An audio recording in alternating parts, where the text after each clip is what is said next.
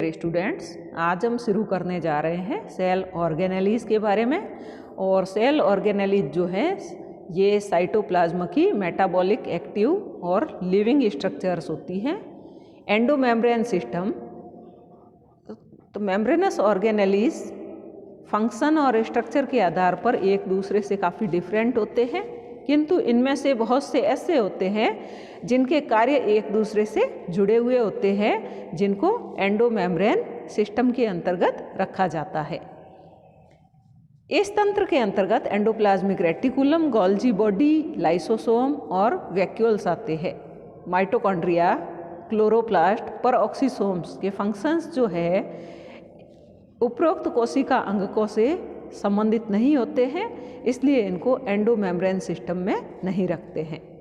तो endomembrane system का पहला जो सेल ऑर्गेनेली है वो है एंडोप्लाज्मिक रेटिकुलम। इलेक्ट्रॉन सूक्ष्मदर्शी से अध्ययन के पश्चात यह पता चला कि यूकैरियोटिक सेल्स के साइटोप्लाज्म में फ्लैट आपस में जुड़ी हुई सैक लाइक स्मॉल ट्यूबुल्स जो है वो जालिकावत तंत्र बिखरा रहता है, जिसको एंडोप्लाज्मिक रेटिकुलम कहते हैं।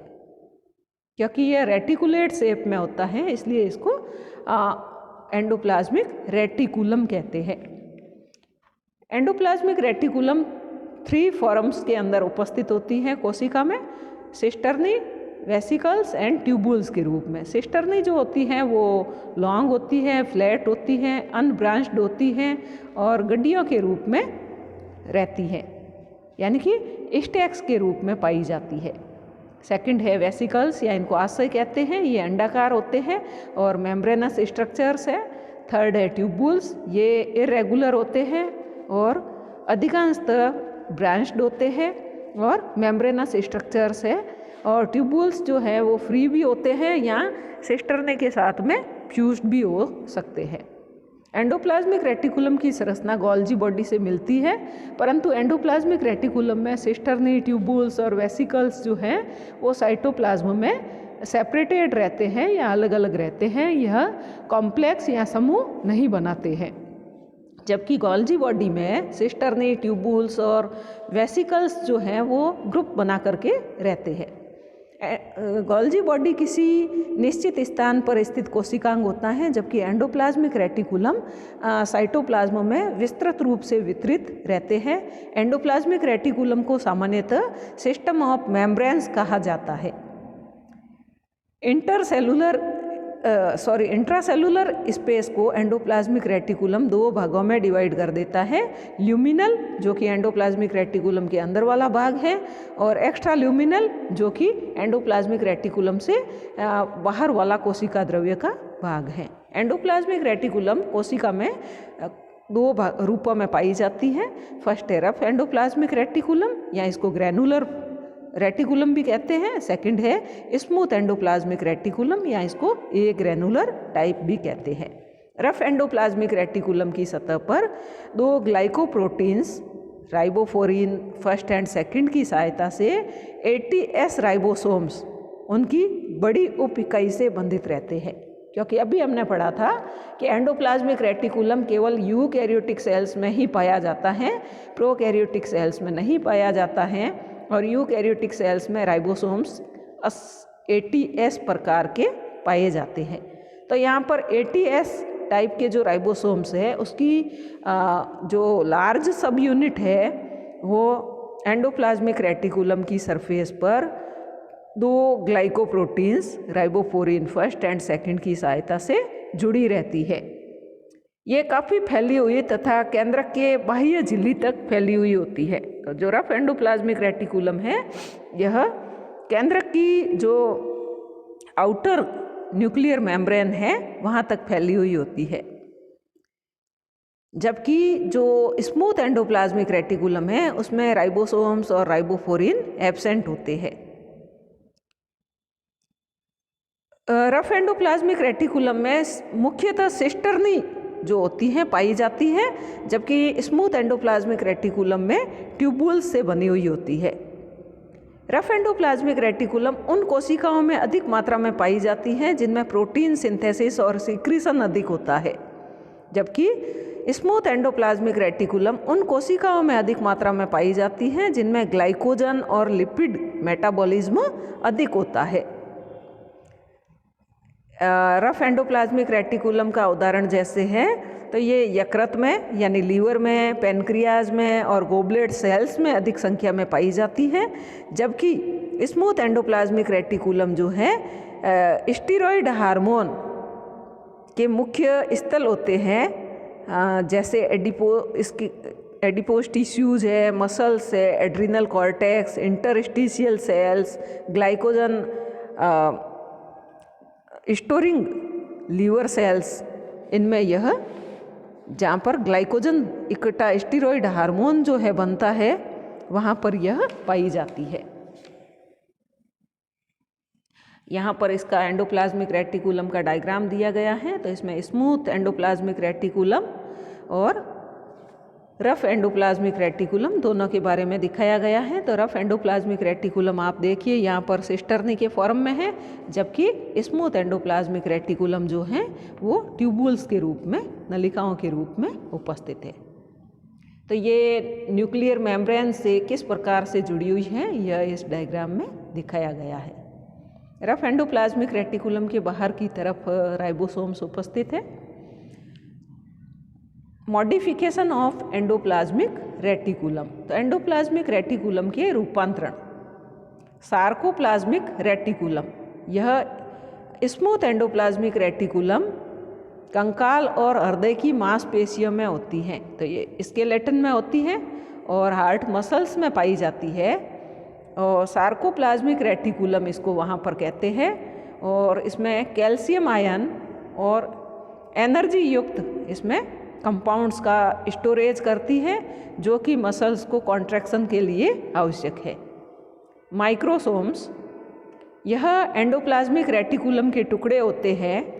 यह कोशिका के फ्रेगमेंटेशन व तीव्र गति के अपकेंद्रण से प्राप्त किए जाते हैं। यह जीवित कोशिका में उपस्थित नहीं होते हैं। वैज्ञानिक माइक्रोसोम का उपयोग इन विट्रो प्रोटीन सिंथेसिस के अध्ययन में करते हैं। अब हैं फंक्शंस ऑफ एंडोप्लाज्मिक रेटिकुलम। तो पहला है मैकेनिकल सपोर्ट, माइक्रोट्यूबुल्स, माइक्रोफिलामेंट्स और एंडोप्लाज्मिक रेटिकुलम कोशिका के एंडोस्केलेटन का फॉर्मेशन करते हैं या निर्माण करते हैं। Intracellular exchange, endoplasmic reticulum intracellular conduction का या सर्कुलेशन तंत्र बनाती है।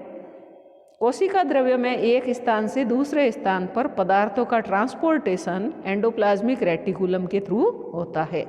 कुछ स्थानों पर एंडोप्लाज्मिक रेटिकुलम प्लाज्मा मेम्ब्रेन से जुड़ जाती है, अतः यह कोशिका के बाहर पदार्थों का सिक्रीशन कर सकती है।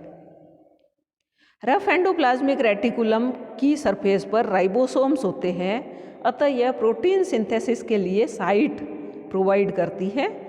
लिपिड सिंथेसिस, जो स्मूथ एंडोप्लाज्मिक रेटिकुलम के द्वारा लिपिड्स, जिसमें कोलेस्ट्रॉल और फॉस्फोलिपिड्स का सिंथेसिस किया जाता है। कोशिकीय उपापचय या सेलुलर मेटाबॉलिज्म, एंडोप्लाज्मिक रेटिकुलम की मेम्ब्रेन्स साइटोप्लाज्म में मेटाबॉलिक एक्टिविटीज़ के लिए एक विस्तृत सतह या सरफेस प्रोवाइड करती है। केंद्रक झिल्ली का निर्माण या फॉर्मेशन ऑफ न्यूक्लियर मेम्ब्रेन, केंद्रक झिल्ली के विखंडित वेसिकल्स और एंडोप्लाज्मिक रेटिकुलम के घटक गुणसूत्रों के चारों ओर अरेंज होकर के कोशिका विभाजन के दौरान नई न्यूक्लियर मेम्ब्रेन का निर्माण करते हैं। लाइसोसोम, गोल्जी बॉडी और कुछ माइक्रोसोम्स का निर्माण एंडोप्लाज्मिक रेटिकुलम के द्वारा किया जाता है। Detoxification, rough endoplasmic reticulum drugs, pollutants और स्टीरॉइड्स के टॉक्सिफिकेशन से संबंधित रहती है। साइटोक्रोम P450ER एंडोप्लाज्मिक रेटिकुलम के महत्वपूर्ण एंजाइम हैं। जो ड्रग्स और अन्य विषैले पदार्थों का डिटॉक्सिफिकेशन करते हैं। एंडोप्लाज्मिक रेटिकुलम गोल्जी बॉडी के लिए सिक्रेटरी मटेरियल के पूर्व पदार्थ या प्रिकर्सर्स को प्रदान करने का कार्य करती है। नेक्स्ट है गोल्जी कॉम्प्लेक्स। सबसे पहले कैमिलो गोल्जी ने केंद्रक के पास में dense stand tubular shaped structure जिसको नर्व सेल में खोजा था और इनके नाम पर इसको गोल्जी बॉडी कहा गया। गोल्जी बॉडी को विभिन्न नाम दिए गए हैं। इसको लाइपोकॉन्ड्रिया कहते हैं क्योंकि इसमें लिपिड्स की मात्रा अधिक होती है, और प्लांट्स में गोल्जी बॉडी को डिक्टियोसोम कहते हैं। गोल्जी बॉडी को चारों ओर से घेरे हुए साइटोप्लाज्म में कोई अन्य कोशिकांग नहीं होते हैं, अदर सेल ऑर्गेनेलीज नहीं होते हैं। यह गोल्जी ग्राउंड सब्सटेंस या जोन ऑफ एक्सक्लूजन कहलाता है। इसकी स्ट्रक्चर तो इसमें भी एंडोप्लाज्मिक रेटिकुलम के समान ही 3 भाग पाए जाते हैं, सिस्टर्नी, ट्यूबुल्स एंड वेसिकल्स।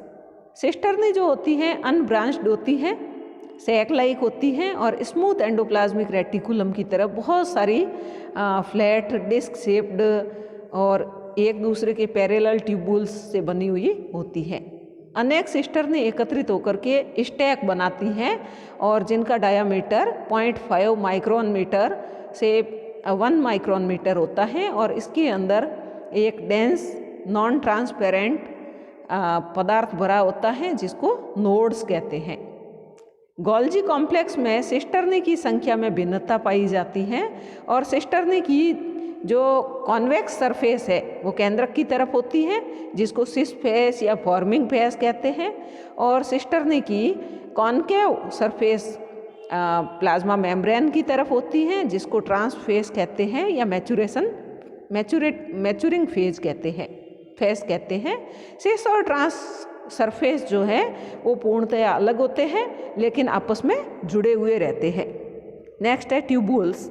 ये ब्रांच्ड होते हैं, इरेगुलर ट्यूब शेप्ड स्ट्रक्चर होते हैं जो सिस्टर्नी से जुड़े हुए रहते हैं। और वेसिकल्स, ये ट्रांजिशन वेसिकल्स और मैच्योर वेसिकल्स के रूप में पाए जाते हैं। यहाँ पर नीचे गोल्जी एपरेटस का डायग्राम दिया गया है, तो इसमें इसके तीनों रूपों को बताया गया है, सिस्टर्नी, वेसिकल्स और ट्यूबुल्स। इनकी अरेंजमेंट को बताया गया है। और सेकंड जो डायग्राम है इसमें गोल्जी एपरेटस में सिस्टर्नी किस प्रकार से एक दूसरे के साथ पैरेलल जो है व्यवस्थित है इसके बारे में बताया गया है। गोल्जी बॉडी के फंक्शंस, तो पहला फंक्शन है इसका सेल सिक्रीशन। गोल्जी बॉडी का मुख्य कार्य मैक्रोमॉलिक्यूल्स का सिक्रीशन या एक्सपोर्ट करना है। सिक्रीशन में 3 स्टेप्स है। पहला है गोल्जी बॉडी द्वारा इसकी सिस फेस के माध्यम से एंडोप्लाज्मिक रेटिकुलम से विभिन्न पदार्थ ग्रहण किए जाते हैं। ये पदार्थ केमिकली मॉडिफाइड किए जाते हैं। फॉर एग्जाम्पल प्रोटीन व लिपिड्स का ग्लाइकोसाइलेशन या ग्लाइकोसिडेशन गोल्जी बॉडी पर संपन्न होता है और ग्लाइकोप्रोटीन और ग्लाइकोलिपिड्स बनता है। केमिकल मॉडिफिकेशन के पश्चात यह पदार्थ वेसिकल्स में पैक किए जाते हैं। ये वेसिकल्स गोल्जी बॉडी की ट्रांसफेस द्वारा काट करके मुक्त कर दिए जाते हैं जो कोशिका के बाहर भेज दी जाती है। सभी मैक्रोमॉलिक्यूल्स गोल्जी बॉडी के माध्यम से कोशिका के बाहर भेजे जाते हैं, इसलिए गोल्जी बॉडी को director of macromolecular traffic in cell या मिडलमैन ऑफ सेल कहा जाता है। तो इसका काम क्या है? पैकिंग का है और सिक्रीशन का है। गोल्जी बॉडी का मुख्य कार्य द्रव्य को संवेष्टित कर अंतर कोशिका लक्ष्य तक पहुंचना या कोशिका के बाहर स्रवण करना है। संवेष्टित द्रव्य जो है यह एंडोप्लाज्मिक रेटिकुलम से पुट्टिका के रूप में गोल्जी बॉडी के शीर्ष सिरे से संगठित होकर के परिपक्व सरफेस की ओर गति करते हैं। इससे स्पष्ट है कि गोल्जी बॉडी का एंडोप्लाज्मिक रेटिकुलम से निकटतम संबंध है। एंडोप्लाज्मिक रेटिकुलम पर उपस्थित राइबोसोम द्वारा प्रोटीन का सिंथेसिस होता है, जो गोल्जी बॉडी के ट्रांस सिरे से निकट से पूर्व इसके कुंड में रूपांतरित हो जाते हैं और गोल्जी बॉडी ग्लाइकोप्रोटीन और ग्लाइकोलिपिड निर्माण का प्रमुख साइट है। तो मेन साइट है ग्लाइकोप्रोटीन और ग्लाइकोलिपिड फॉर्मेशन की। नेक्स्ट है formation of lysosomes. Golgi body और एंडोप्लाज्मिक रेटिकुलम का यह सामूहिक कार्य है। Cell wall synthesis of material of cell wall, जैसे पॉलीसेकेराइड्स, इसका सिंथेसिस किया जाता है और सेल प्लेट का निर्माण किया जाता है कोशिका विभाजन के समय, जिसको फ्रैग्मोप्लास्ट कहते हैं। इसी प्रकार से स्पर्मेटोजेनेसिस के समय में जो मेल गैमेट्स है, स्पर्म या स्पर्मेटोजुआ, उसके एक्रोसोम का निर्माण भी गोल्जी बॉडी के द्वारा किया जाता है। कल हम पढ़ेंगे लाइसोसोम के बारे में और माइटोकॉन्ड्रिया के बारे में। Thank you.